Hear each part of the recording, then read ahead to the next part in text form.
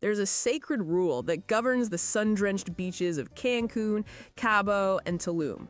It's a rule understood by the resort managers, the federal police, and even the most ruthless drug cartels. The rule is simple. You don't mess with the money printer.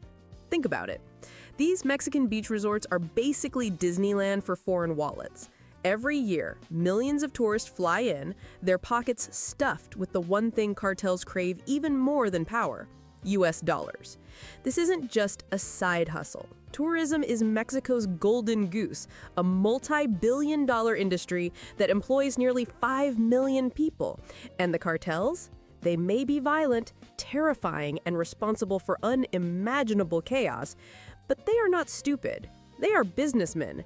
They know with absolute certainty that if tourists started getting caught in the crossfire, if there were kidnappings, shootings, or widespread chaos in the resort zones, the response would be swift and devastating.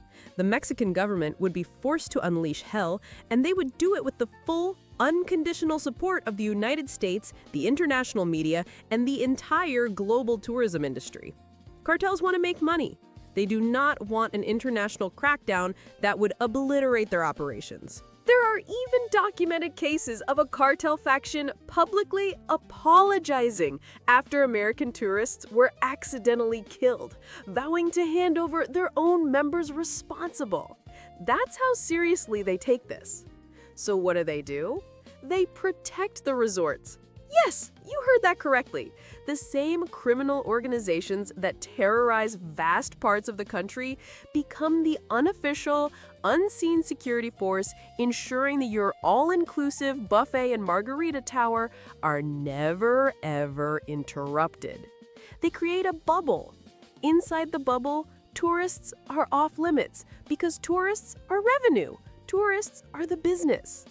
But it's not just about avoiding a war with the US government. There's a deeper, more local reason.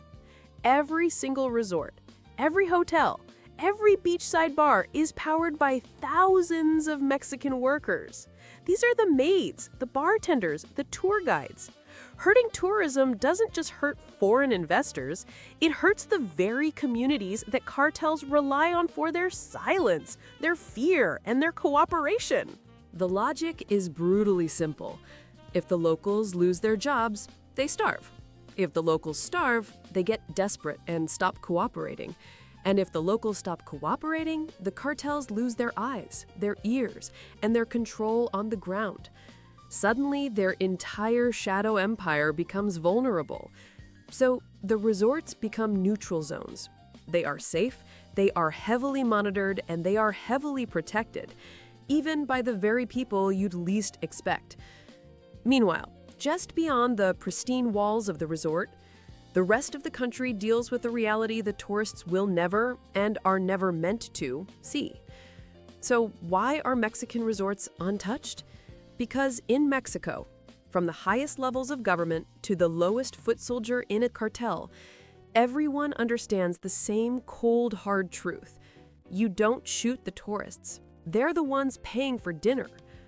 Welcome to World Explained Badly, where the margarita is unlimited and the corruption is selectively efficient.